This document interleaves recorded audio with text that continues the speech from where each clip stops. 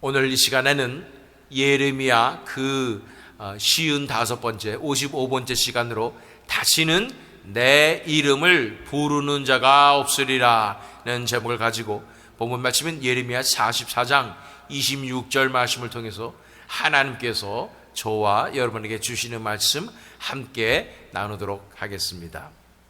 며칠 전에 방학 때 놀러온 제 딸 아이가 제가 아기들을 예뻐하는 모습을 보면서 만약 아빠가 손주가 생긴다면은 손자를 갖고 싶은가 아니면 손녀를 갖고 싶은가 하고 물어본 적이 있습니다. 제가 아이들을 낳을 때하고 비슷한 질문이죠. 아들이었으면 좋겠는가 딸이었으면 좋겠는가의 질문인 것입니다. 예전에는 남아선호 사상으로 당연히 집안을 지킬 아들을 선호했겠지만은 요즘 세상에는 오히려 자랄 때도 이쁘고 또 부모에 대한 책임감이 높은 딸이 선호되는 상황인 것을 우린 잘 알고 있습니다. 그렇기에 저는 예전에도 그랬듯이 손자와 손녀는 누가 더 좋은지, 만약 손자를 갖게 되어도 좋고 손녀를 갖게 되어도 좋을 것 같습니다. 현대 사회에서 남자로 사는 것이 더 나은지 여자로 사는 것이 더 나은지, 물론 부정적인 의미에서 누가 더 힘들다고 많이 얘기들이 나오지만 긍정적인 측면에서 누가 더 나은지는 결코 우열을 가리기가 쉽지 않습니다. 반면에 하나님의 창조의 질서에 있어서 남자의 역할과 여자의 역할이 다르고 남자의 성향과 여자의 성향도 다른데 남자로 살아가는 것이 나은지 여자로 살아가는 것이 나은지 한번 생각해 볼 필요는 있다고 생각됩니다. 하나님께서 세우시고 또 성경에서 나타난 남녀의 질서는 분명히 남자가 가장이고 머리이며 또 모든 측면에서 가정을 대표하는 위치에 있고요. 반면에 여자는 남자의 도우미의 역할로서 가정의 살림을 책임지는 그런 위치에 있습니다. 그런데 문제는 남자보다 여자가 더 빨리 성숙하고 또 현실적인 감각이 뛰어나며 또 여러모로 지혜가 뛰어나다는 것입니다. 물론 남자가 더 단순하고 뚝심이 있고 추진력이 좋다는 장점이 있지만 그것이 또 실생활에 나타나기는 쉽지 않기 때문에 대부분의 가정에서 주도권을 쥐고 있는 것은 여성인 것이 현실입니다. 남자는 세계를 정복하고 그 세계를 정복한 남자를 정복하는 것은 여자다라는 말이 있습니다. 여러분은 어떻습니까? 만약 여러분들이 리더의 지위를 가지고 있지만 여러 가지 부족한 점이 많아서 여자에게 의존하고 살아야 하는 남자로 사는 것이 낫겠습니까? 아니면 돕는 자의 지위에 있지만은 많은 장점들이 있어서 보이지 않는 곳에서 많은 역사를 이룰 수 있는 여자로 사는 것이 낫겠습니까? 하나님의 창조의 질서는 이토록 오묘하지만 완전하십니다. 모든 것이 하나님께서 계획하신 대로 창조하신 대로 되었을 때 보시기에 좋았더라고 말씀하셨습니다. 그래서 사탄이 공격하는 가장 주된 요소 중에 하나가 바로 이 하나님의 질서를, 창조의 질서를 깨뜨리고 하나님의 나라를 모방하면서도 그 질서를 정반대로 하려는 것이 사탄의 왕국이요 그가 장악한 이 세상의 모습이라는 것입니다.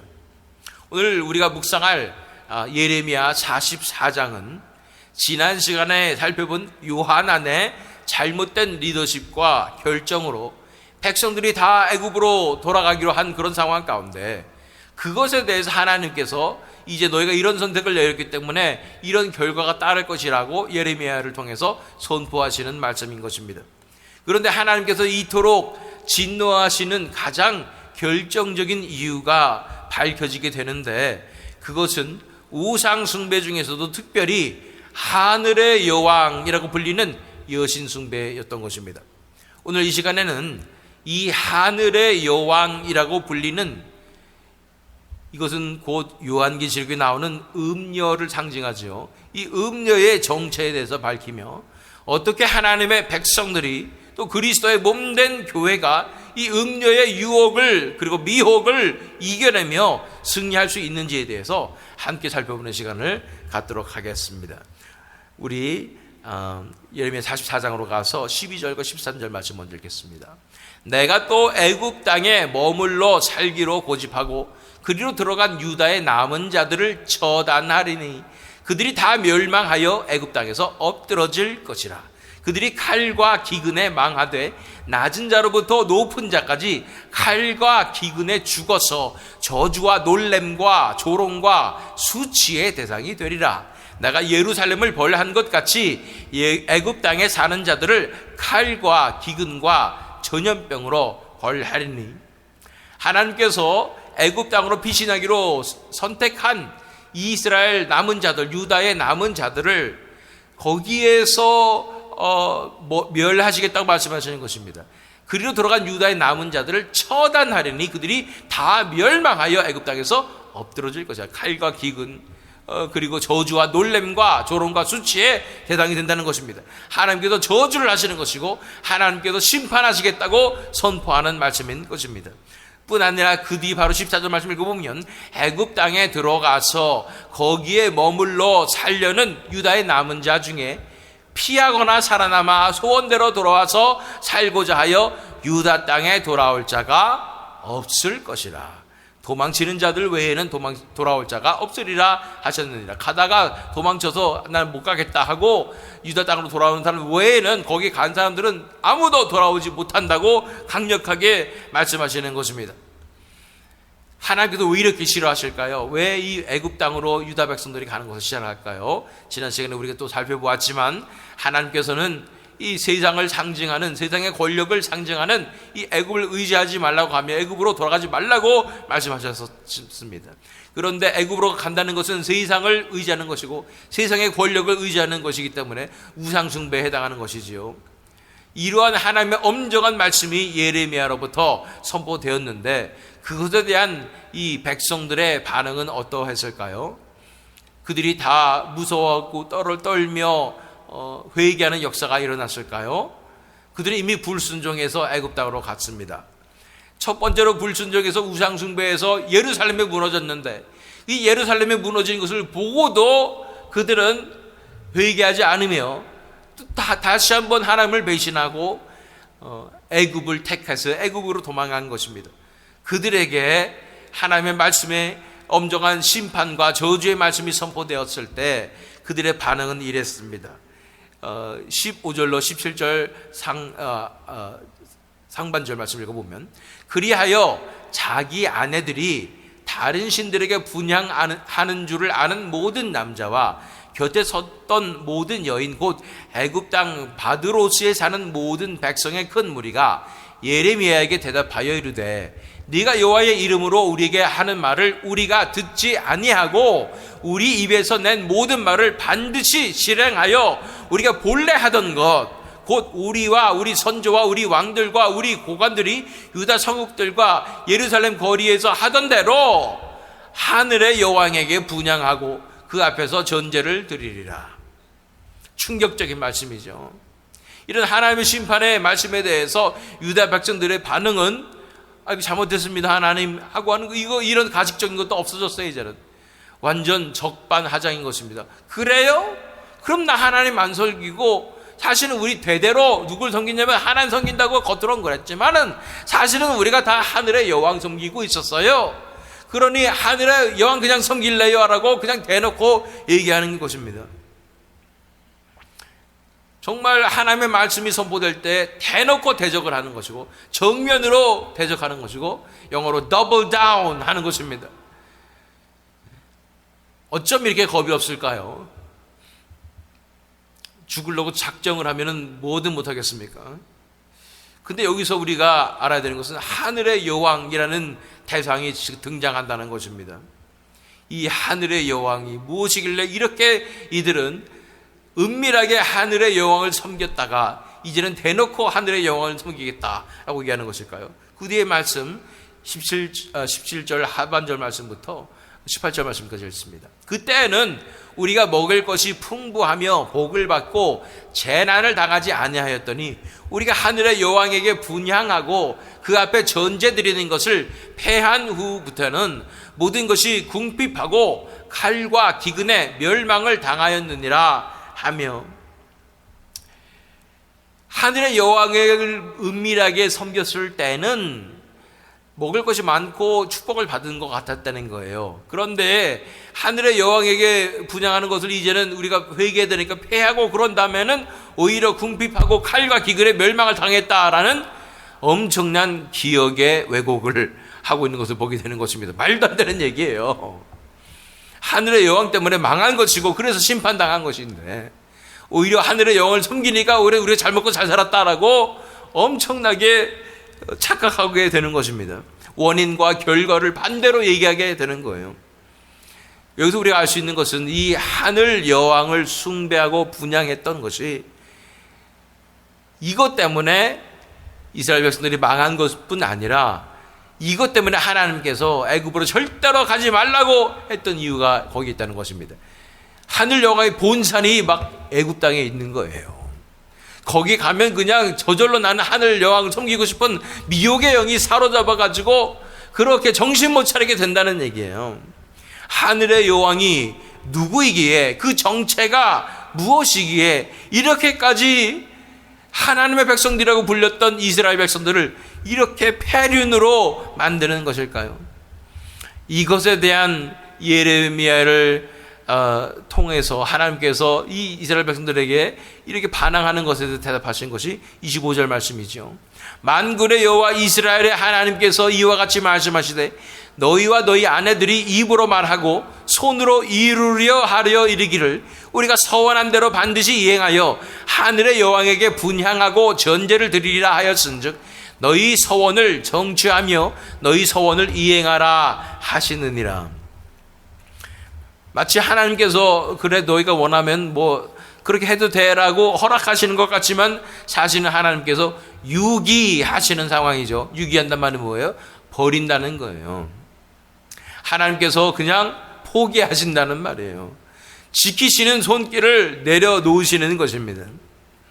그러면서 이어지는 것이 본문 26절 말씀입니다. 그러므로 애굽 땅에서 사는 모든 유다 사람이여 여호와의 말씀을 들으라. 여호와께서 말씀하시되 보라 내가 나의 큰 이름으로 맹세하였은즉 애굽 온 땅에 사는 유다 사람들의 입에서 다시는 내 이름을 부르며 주 여호와의 살아계심을 두고 맹세하노라 하는 자가 없으리라.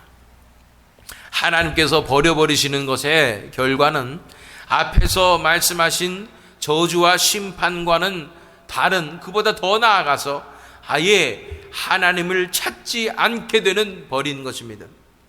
사실은 그게 가장 큰 벌이죠. 이 하나님께서 앞에서 처음에 얘기하셨던 애굽 땅으로 갔기 때문에 너희가 이랬다 이렇게 하는 것까지는 그래도 저주와 심판이지만 돌이키려는 의도를 내포하고 있다면 예루살렘이 멸망한 것도 하나님께서 남은 자들을 지켜주시고 돌아오게 하시기 위해서 그랬다는 것이면 이제는 그것마저 전혀 없어지게 되는 것입니다. 그냥 내버려 두신다는 말입니다. 그렇게 되면 어떻게 되냐면 이 백성들이 저절로 어떻게 되냐, 다시는 여호와의 이름을 부르며 주 여호와의 살아계심을 두고 맹세하노라 하는 자가 없어지게 되는 것입니다.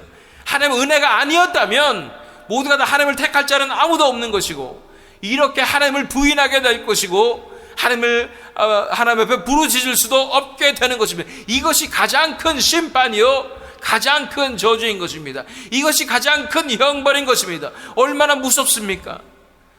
하나님은 우리가 이렇게 반항을 해도 끝끝내 받아주실 것이야 했지만 이렇게 하늘의 여왕을 선택하고 그 하늘의 여왕을 섬기겠노라고 정면으로 하나님 앞에 대적하게 되었을 때 그들에게 임하는 가장 큰 벌은 하나님께서 그냥 버리시는 것입니다. 유기하시는 것이에요.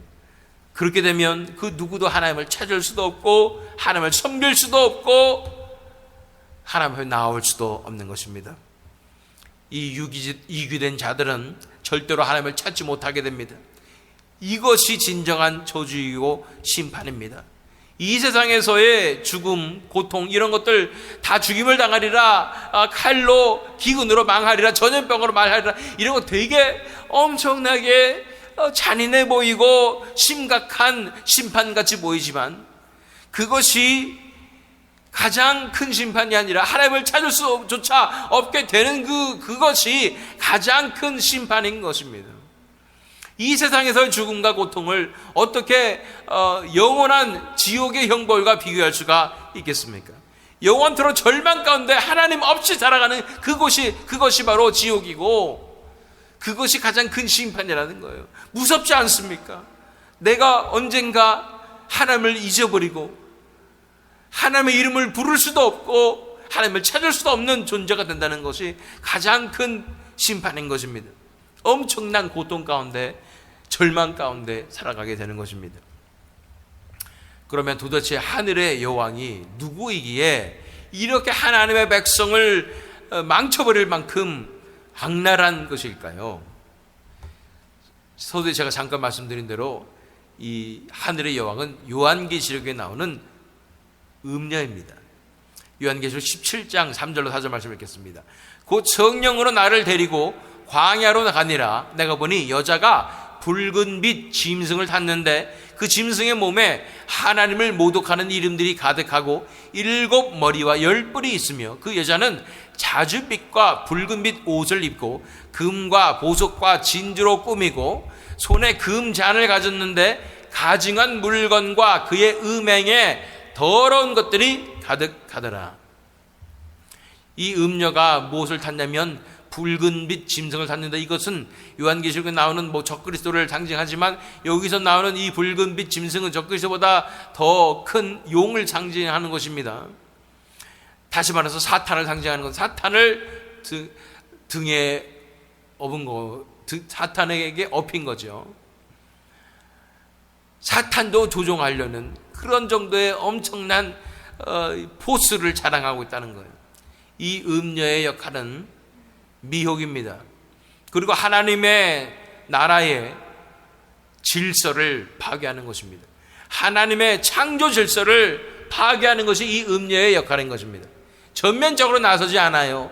그렇지만 뒤에서 조종하는 것이 바로 이 음녀라는 거예요. 숨어있는 가장 악독한 것이 바로 음녀인 것입니다. 우리 그 뒤에 5절 6절 말씀 보면 그의 이마에 이름이 기록되었으니 비밀이라 큰 바벨론이라 땅의 음녀들과 가증한 것들의 엄이라 하였더라. 또 내가 보매 이 여자가 성도들의 피와 예수의 증인들의 피에 취한지라. 내가 그 여자를 보고 놀랍게 여기고 크게 놀랍게 여기니.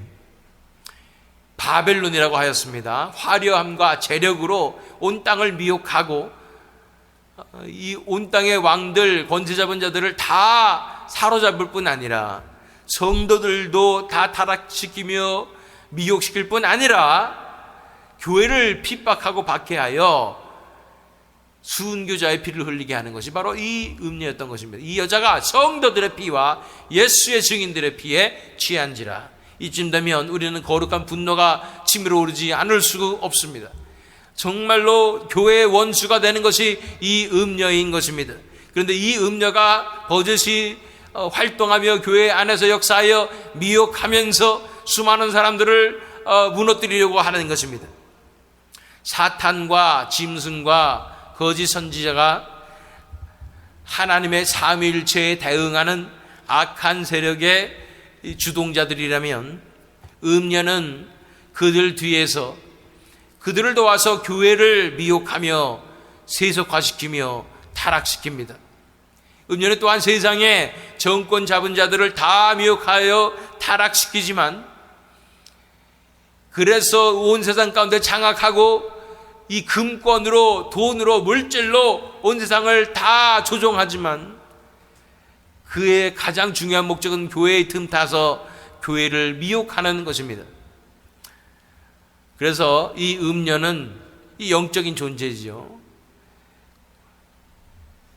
이 인류의 역사 동안, 교회의 역사 동안 계속해서 하나님의 백성들을 미혹하였습니다.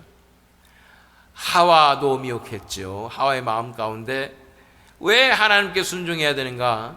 왜 남편에게만 순종해야 되는가? 선악과가 보암직스럽고 먹음직스럽고 또 지혜롭게 할 만큼 탐스럽게 보이게 만든 것이 누구냐고요? 바로 이 음녀의 영인 것입니다. 내가 왜 돕는 자로 살아야 해? 왜 나는 계속 이렇게 이인자여야 해? 라는 생각을 하게 되는 것입니다.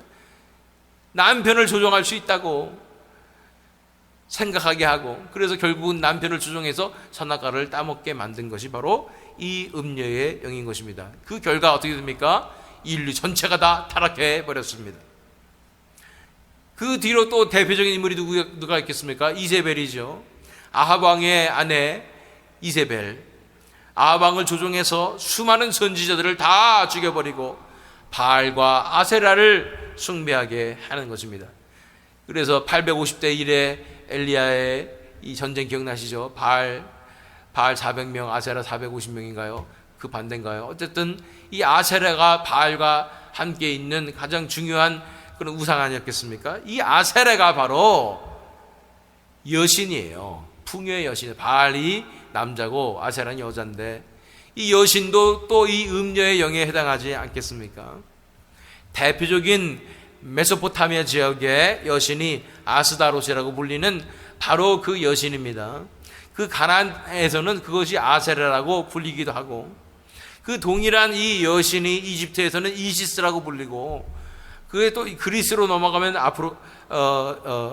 이 아프로디테, 또 로마에서는 비너스, 뭐 이러면서 온갖 여신들을 다 등장하게 하는 것이 바로 이 음녀의 영이고, 심지어 가톨릭 교회에서 동정녀 마리아를 숭배하게 되는 것이 또 이런 음녀의 정체인 것을 바라봐야 할 줄 믿습니다. 이 영이 교회들에게 틈타서 온갖 잘못된 교리들로 교회를 미혹으로 이끌게 되는데 가장 큰 역할을 하는 것은 교회 질서를 다 파괴하는 것입니다. 그리고 유혹하여 죄를 짓게 만드는 것입니다. 이것에 당한 대표적인 교회가 있으니 바로 두아디라 교회입니다. 요한계시록 2장 20절로 22절 말씀. 그러나 네게 책망할 일이 있노라. 자칭 선지자라 하는 여자 이세벨을 네가 용납함이니 그가 내 종들을 가르쳐 꿰어 행음하게 하고 우상의 제물을 먹게 하는도다. 또 내가 그에게 회개할 기회를 주었으되 자기의 음행을 회개하고자 아니하는도다. 볼지어다 내가 그를 침상에 던질 터이요 또 그와 함께 더불어 간음하는 자들도 만일 그의 행위를 회개하지 아니하면 큰 환난 가운데 던지고. 이 음녀의 영은 선지자처럼 다가왔습니다. 온갖 계시와 점치는 것으로 예언이라는 말로 사람들을 미혹하고 리더들을 유혹한 것입니다. 자칭 선지자라 하는 여자 이세벨을 네가 용납함이니, 교회가 이 이세벨을 용납하면서 하나님 앞에 무너지게 되고 범죄하게 되는 것입니다. 이 죄가 얼마나 큰지요. 그래서 할 수만 있다면 택한 자들도 미혹하며 무너뜨리려고 하는 것이 바로 이 교회 안에서 역사하는 음녀의 영인 것입니다. 이 음녀의 영은 자신이 다 조종할 수 있다고 생각해서 교만해져서, 사실은 여자들이 가장 이 음녀의 영에 취약하지요. 그렇기 때문에 태생부터 자신의 미모를 이용해서 다른 사람을 조종하고 다른 사람에게 take advantage of, 이용하고 하는 이런 일들이 너무나 많지 않습니까? 가정에서도 마찬가지고요. 이 음녀의 영은 자신이 다 조종할 수 있다고 생각해서 교만하여집니다. 심지어는 사탄도 내가 조종할 수 있다고 생각하고 사탄과 나는 동급이야 라고 생각하는 것입니다. 짐승과 용의 등에 타서 조종하는 모양새죠. 그렇다면 정말로 음녀가 이렇게 어둠의 세력의 실세일까요? 그녀가 생각하는 대로 다 정말로 조종하고 장악한 것일까요? 진실은 뭐냐면 그녀는 그냥 과대망상 환자일 뿐입니다. 그 자신감은 그렇게 확언하는 것은 그가 자기 자신을 대단하게 생각해서 과다망상이기 때문에 그렇게 현실 파악 못해서 그렇게 말하는 것뿐이에요. 그런데 사람들은 속아서 그녀를 두려워하고 그녀 말을 잘 듣게 되는 것이죠. 그래서 그녀의 최후는 매우 비참하게 됩니다. 요한계시록 17장으로 가면 최후가 나옵니다. 16절로 18절 말씀. 네가 본 바 이 열볼과 짐승은 음녀를 미워하여 망하게 하고 벌거벗게 하고 그의 살을 먹고 불로 아주 사르리라. 이는 하나님이 자기 뜻대로 할 마음을 그들에게 주사 한 뜻을 이루게 하시고 그들의 나라를 그 짐승에게 주게 하시되 하나님의 말씀에 응하기까지 하심이라. 또 네가 본 그 여자는 땅의 왕들을 다스리는 큰 성이라 하더라. 이 음녀는 사탄까지도 내가 조종하리라 라는 그런 엄청난 야망을 가지고 또 그가 그렇게 힘이 있는 것처럼 과대망상을 가지고 교만하였는데 그 악의 세력에게 팽당하게 됩니다. 그의 교만함이 그를 망치게 되는 것입니다. 그녀가 겉으로 치장하여서 대단한 듯이 보이고 엄청 강한 것처럼 보였던 그 겉옷이, 화려했던 그 옷이, 그래서 사탄의 권세를 힘입고 대단한 것으로 생각되었던 이 모든 것들이 다 벗겨지게 되는 것입니다. 그녀의 적나라한 실체가 드러납니다. 벌겨벗겨진 그 안에는 무엇이 들어있냐? 화려한 옷이 벗겨진 그녀의 실체는 너무도 초라하고 늙었고 추하며 볼품없는 그런 모습이라는 것입니다.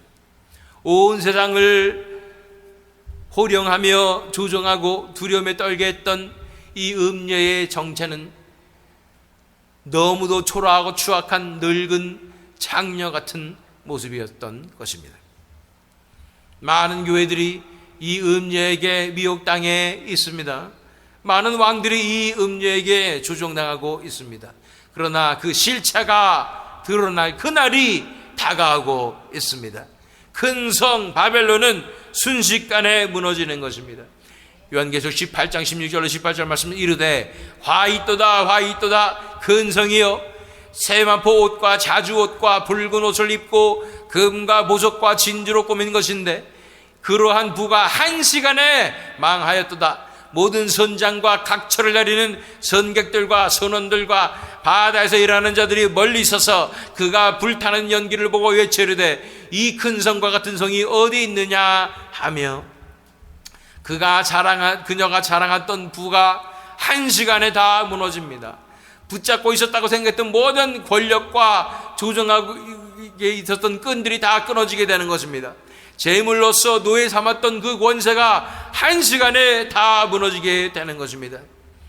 그리고 그 때는 바로 그리스도의 교회에는 해방의 날이 되는 것입니다.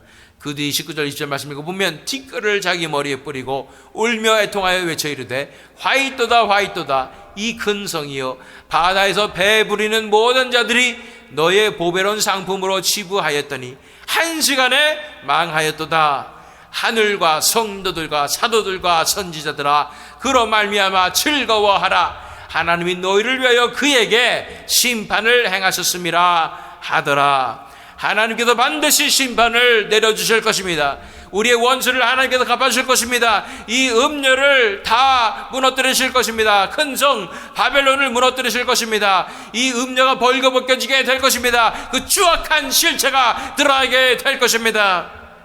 이런 음녀와의 전쟁에서 교회는 반드시 승리해야 합니다. 기억해야 할 것은 음녀의 실체는 정말로 아무것도 아니라는 것입니다. 그가 스스로 힘이 있어서가 절대로 아니었다는 것입니다. 그 추하고 초라한 모습을 감추기 위해서 그는 그렇게 화려한 옷을 입고 있었을 뿐인 것입니다. 겉의 모습에 위축되거나 매혹당하지 말아야 합니다. 두아디라 교회에게 하신 그 말씀을 다시 한번 읽습니다. 그 뒤에 뭐라고 말씀하셨느냐? 24절로 28절 말씀을 읽습니다. 요한계시록 2장 24절로 28절 말씀. 두아디라에 남아있어 이 교훈을 받지 아니하고 소위 사탄의 깊은 것을 알지 못하는 너에게 말하노니 다른 짐으로 너에게 지을 곳은 없노라. 다만 너희에게 있는 것을 내가 올 때까지 굳게 잡으라. 이기는 자와 끝까지 내 일을 지키는 그에게 만국을 다스리는 권세를 주리니 그가 철장을 가지고 그들을 다스려 질그릇 깨뜨리는 것과 같이 하리라. 나도 내 아버지께 받은 것이 그러하니라. 내가 또 그에게 새벽별을 주리라.